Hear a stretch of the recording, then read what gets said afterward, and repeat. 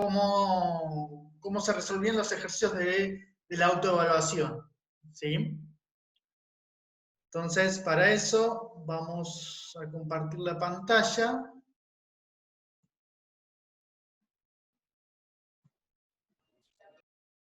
Muy bien. Entonces, el 1. El 1 nos decía demostrar que el siguiente límite no existe. O sea, ya sabíamos que no existe el límite. Entonces, bueno, ¿cómo lo estudiamos? Primero mirando por diferentes caminos. Primero viendo a ver que hay un problema, ¿sí? Que hay una indeterminada. Porque si yo a X y a Y lo hago tender a estos valores y lo aplico en esta función y me da un valor, ya está, ¿no? Pero sabemos que es una indeterminada porque nos dice acá que el límite no existe, ¿sí? Entonces, lo evaluamos y justamente nos da una indeterminada, ¿sí? Bien. Entonces, se prueba para ver para diferentes caminos, a ver si podemos justificar eso, ¿sí? Pero para diferentes caminos que pasen por el punto 2,0, ¿sí? No cualquier camino, ¿sí? Eso fue un error que cometieron varios de, por ejemplo, definir rectas y igual a mx, y la recta y igual a mx no pasa por el 2,0, ¿sí? Entonces, tienen que definir caminos que justamente pasen por ese punto, ¿sí? Entonces, por ejemplo, un camino es tomar a y igual a 0 y x tendiendo a 0, ¿sí? X tendiendo a 2, ¿sí? Entonces, si lo evaluamos acá, también me da una indeterminada, ¿sí? Porque me queda 0 sobre 0, ¿sí? Cuando hago por el otro camino, o sea, fijo el x y muevo el y, ¿sí? También me queda una indeterminada, ¿sí?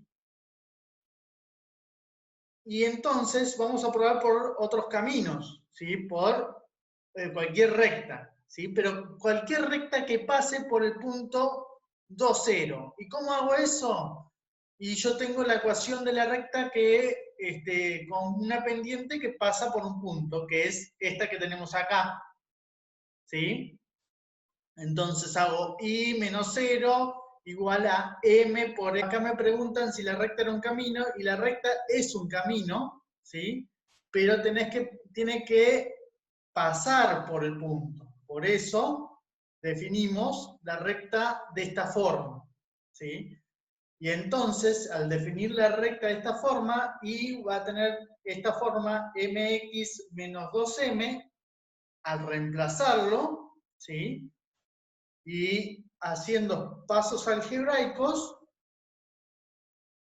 ¿sí? Como ven acá, distribuyendo, asociando, acá podemos sacar el factor común m, y me quedaría esto que está acá, que es el cuadrado binomio de x menos 2, y lo mismo hago en el denominador, ¿sí? Que también me queda, se pueden cancelar, y entonces acá vemos que el límite nos queda dependiendo de la pendiente. Entonces, acá podemos sí decir que al definir diferentes rectas con las diferentes pendientes, tenemos diferentes límites, ¿sí? Entonces, acá sí podemos decir que no existe el límite. Con esto podemos justificar que no existe el límite. Muchos lo que hicieron, ¿sí? En este ejercicio era tomar la recta igual a mx, y eso no tenía sentido, ¿sí? Porque justamente en ese punto, en el 0, 0, era continua la función, existía el límite. Otros lo que hicieron era, que lo hicieron muy bien, era en coordenadas polares. En coordenadas polares como tenemos el punto 2, 0, la coordenada x se va a ser 2 más r coseno, e y va a ser r seno, ¿sí? Entonces, si lo reemplazo y hago tender a r a 0, me queda todo esto, ¿sí? Pero no alcanza con evaluar, ¿sí? Si yo evalúo, de vuelta me va a dar una determinada. Hay que trabajar un poquito, ¿sí? En este sentido, entonces hay que distribuir, se puede distribuir y asociar. Y en este caso, entonces, por ejemplo, acá hicimos distributiva con esto, y acá desarrollamos el cuadrado, después juntamos estos dos, ¿sí? Y nos queda esta expresión, cosa que el R acá sí se puede cancelar, y entonces nos queda una, una función que depende solamente del θ, y entonces se considera constante, ¿sí? Por lo tanto, el límite me va a depender del θ, y por lo tanto, de otra forma de justificar que el límite no existe, ¿sí? Entonces, lo que hicieron la mayoría fue, como le decía, de la primera forma, pero no tomaron en cuenta que la curva tenía que pasar por el punto, ¿sí? Ese fue uno de los problemas de muchos, ¿sí? Por eso por eso se lo consideró como raro o mal, ¿sí? O regular o mal, porque no tomaron esa condición. Lo mismo que algunos también lo evaluaron en una parábola. La parábola tiene que también pasar por el punto. Entonces hay que armar la parábola para que pase por ese punto, ¿sí? Bien, el 2 generalmente por lo general estuvo bien, ¿sí? La mayoría lo hicieron bien. Fue algunos casos, ¿sí? Que lo que hicieron, que está mal, es pasar uno de los vectores dividiendos. Y un vector no se puede pasar dividiendo, ¿sí? Entonces, lo que había que plantear, ¿sí? Que me decía que la derivada direccional de la función en el punto 2, 4, en la dirección que tenemos acá, era 5 raíz de 2, y en la dirección que teníamos acá es 4 raíz de 5. Entonces, como sabíamos por la teoría que la derivada direccional era el vector gradiente por el vector de dirección, y lo que nos pedía era calcular el vector gradiente. Entonces, lo que se plantea es el producto interno entre el vector gradiente y el vector de dirección, que acá yo omití que es de norma 1, porque yo me doy cuenta que es de norma 1, muchos lo probaron y está perfecto, porque hay que probar que el vector de dirección esté en norma 1, ¿sí? Pero si hacen las cuentas, van a ver que es de norma 1. Entonces, si hacen el producto interno, entonces vamos a expresar cómo es el vector gradiente. El vector gradiente es la derivada parcial de f con respecto a x en el punto 2, 4, y la derivada parcial de f con respecto a y en el punto 2, 4. ¿Sí? Entonces, si desarrollo este producto interno en cada uno de los lados, ¿sí? Me queda este sistema de ecuaciones. Por un lado esta ecuación, y por el otro esta otra ecuación, donde las incógnitas, ¿sí? Son la derivada parcial de f con respecto a x en el punto 2, 4, y la derivada parcial de f con respecto a y en el punto 2, 4. ¿Sí? Entonces, desarrollando un poquito esto, ¿sí? Acá podemos sacar factor común raíz de 2 sobre 2, y acá podemos sacar factor común 1 sobre raíz de 5, y pasarlo para el otro lado dividiéndolo, o sea, multiplicando en este caso. Al dividirlo damos vuelta. Entonces, se puede simplificar, ¿sí? Y nos queda acá, por un lado, esta ecuación, que nos queda la derivada parcial de f con respecto a x, más la derivada parcial de f con respecto a y, me va a quedar igual a 5, y por el otro lado me queda que 2 por la derivada parcial de f con respecto a y es igual a 4, más la derivada parcial de f con respecto a x. Acá pasamos la derivada parcial de f con respecto a x para el otro lado, sumando. Entonces, reemplazando esta formulita, ¿sí? Lo que vale la derivada parcial de f con respecto a y, en la primera ecuación, y resolviendo, nos queda que la derivada parcial de f con respecto a x es igual a 2, y la derivada parcial de f con respecto a y es igual a 3. Entonces, el vector gradiente es el 2, 3. ¿Sí?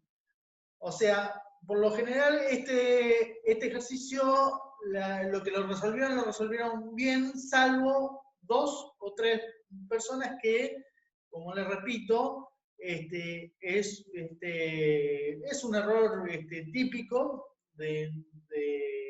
o sea, de estas alturas, pero hay que aprender. Un vector no se puede pasar dividiendo, ¿sí? Bien. Y por el otro, el último, era encontrar los máximos y mínimos absolutos de esta función sobre una región. Bueno, acá se me fue de rango. El x está entre 0 y 1. ¿Sí? Bien, entonces para eso, primero miramos el interior de la región. ¿Cómo miramos el interior de la región? Viendo el análisis por el hessiano, ¿sí? Entonces, primero calculamos las derivadas parciales, las igualábamos a 0, ¿sí? Y en este caso, si hacíamos la derivada parcial de f con respecto a x, ¿sí? Nos queda la derivada parcial de f con respecto a x, nos queda menos 2y más 2, ¿sí? Y la derivada parcial de f con respecto a y me queda 2y menos 2x, ¿sí? Despejando acá, el y me queda 1 y el x me queda 1. Lo que tenemos que ver, una vez que calculamos esto, es otra parte importante, es ver si ese punto pertenece a la región R. Porque muchas veces lo calculamos y el punto no pertenece a la región R. Entonces, lo miramos y tenemos que y está entre 0 y 1, ¿sí? Que era lo que decía, y el x está entre 0 y 2. Entonces, pertenece a la región. Y bueno, para ver qué forma tenía este punto, qué tipo de punto era, miramos y evaluamos el hessiano en ese punto, ¿sí? Al calcular la derivada segunda con respecto a x, acá me da 0, ¿sí?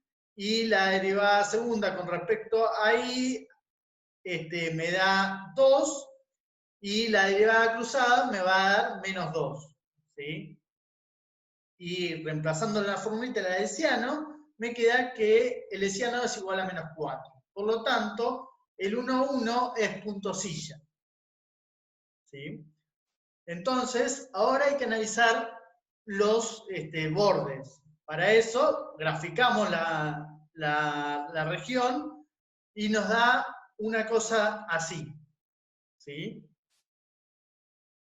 Acá entonces, el i va entre 0 y 1, ¿sí? Y el x va entre 0 y 2i.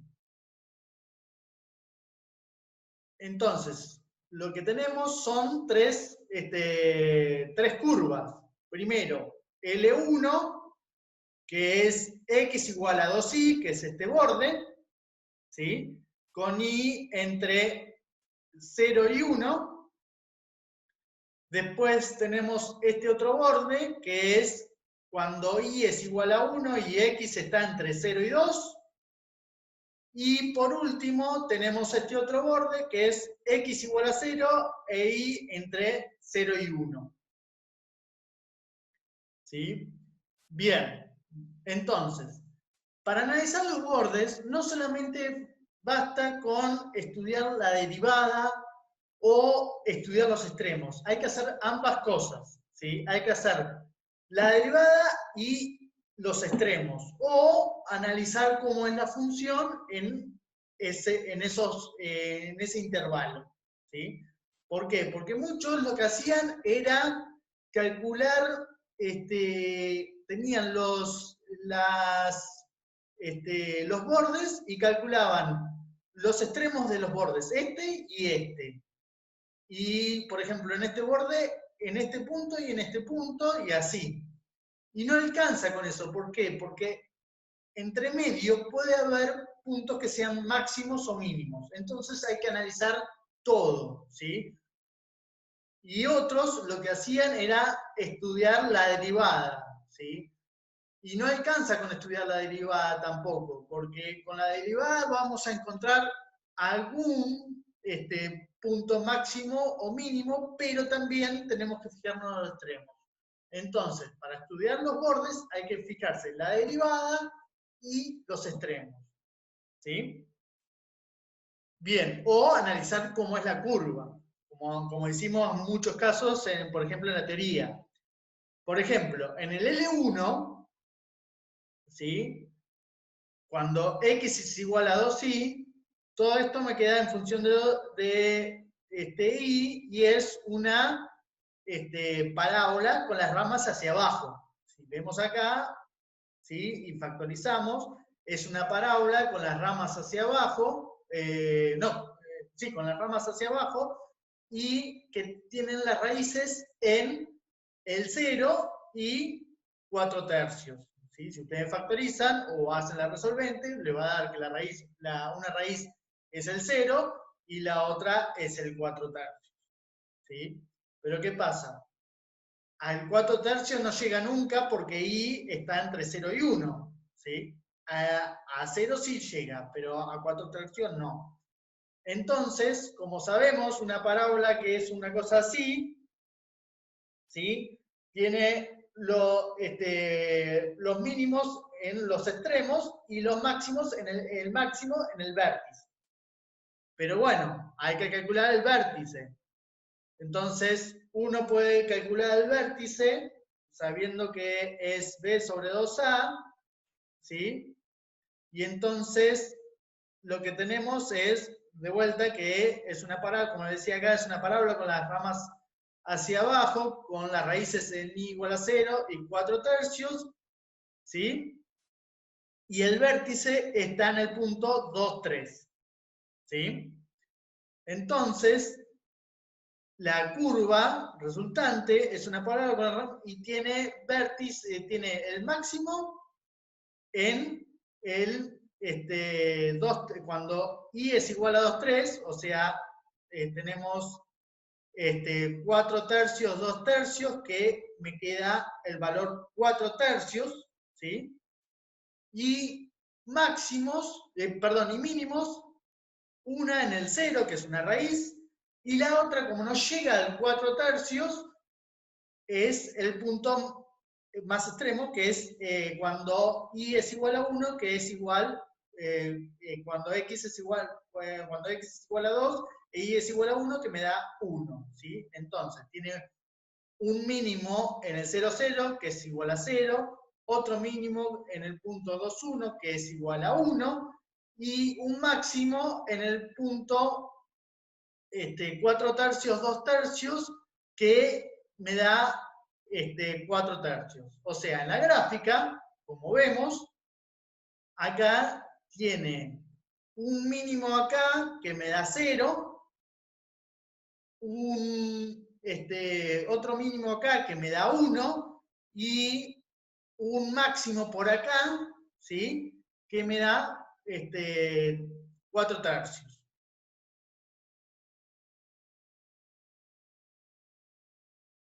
Bien. Por otro lado, en L2, ¿sí? Si hacemos la cuenta, o sea, acá en L2, acuérdense que Y es constantemente igual a 1 y X está entre 0 y 2. Y cuando Y es igual a 1, acá reemplazo, ¿sí? Y me quedaría 1, y acá me quedaría 2x menos 2x más 2x, que me queda 1, ¿sí? Entonces me queda la función constantemente 1. Y la función constantemente 1 es una cosa así, ¿sí? Es horizontal. Entonces no tiene máximo ni mínimo, ¿sí? Todos los puntos del borde son constantemente igual a 1. Entonces acá no hay análisis, ¿sí? No hay máximos y mínimos. Y en la tercera curva, en L igual a 3, que era X igual a 0, e Y variando entre 0 y 1, nos queda la función Y cuadrado, que de vuelta es una parábola. Una parábola con las ramas hacia arriba, ¿sí? Y el vértice en el 0, 0, ¿sí? Entonces, tiene un mínimo en el 0, ¿sí? Y un máximo en el 1, ¿sí? Y entonces, en el 0, ¿sí? En Y igual a 0, tenemos un mínimo que es el 0, que es el punto 0, 0 con un valor de 0, y un máximo en el extremo Y igual a 1 con el valor 1, ¿sí? Entonces, resumiendo, tenemos, si nos fijamos acá, teníamos acá un mínimo que valía 0. Acá un máximo en 3 medios, 4/3. Acá que me daba 1, acá constantemente igual a 1, ¿sí? Y en este punto también me vale 1, ¿sí? Por lo tanto, el máximo absoluto es acá, que es 4/3, es por acá, perdón, es 3 medios, era 4/3.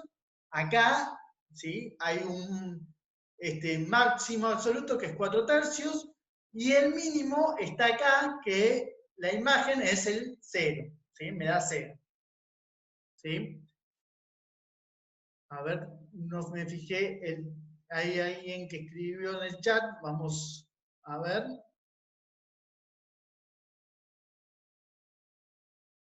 ¿Cómo se grafica la región? Y viendo los extremos, ¿sí? Viendo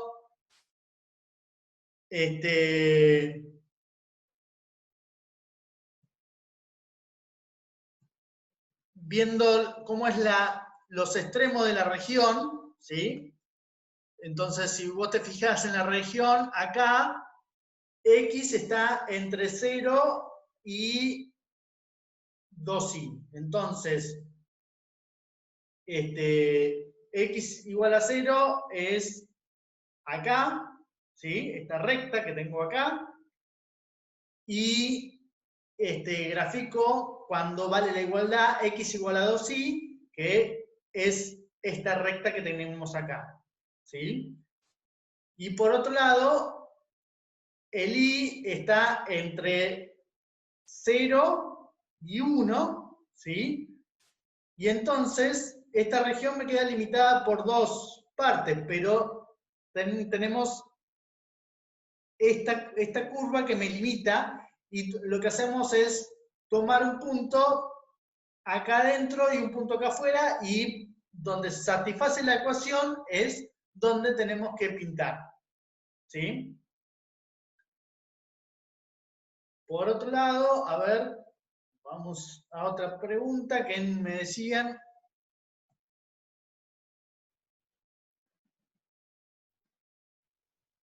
Me muestra el chat.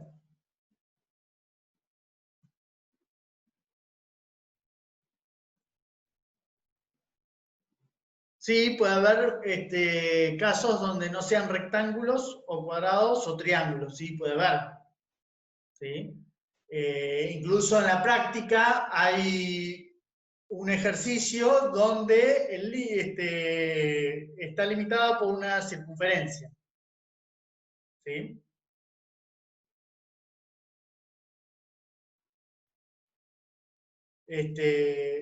Pero bien, eso era el examen, la evaluación, pero como les dije en el WhatsApp, no, o sea, es para que tengan un parámetro ustedes, la nota no es representativa, o sea, es representativa para ustedes, para que tengan un parámetro de cómo van y nosotros dónde ponerle más énfasis, ¿sí? Pero no se preocupen porque van bastante bien, ¿sí? Y son errores de que no estamos en las clases habituales, entonces no tenemos ese ida y vuelta con ustedes, entonces es razonable que tengan este tipo de problemas, pero quédense tranquilos que están bien, ¿sí? A la vuelta, cuando nos podamos ver, quizás ahí cerremos todas estas ideas y quede más claro.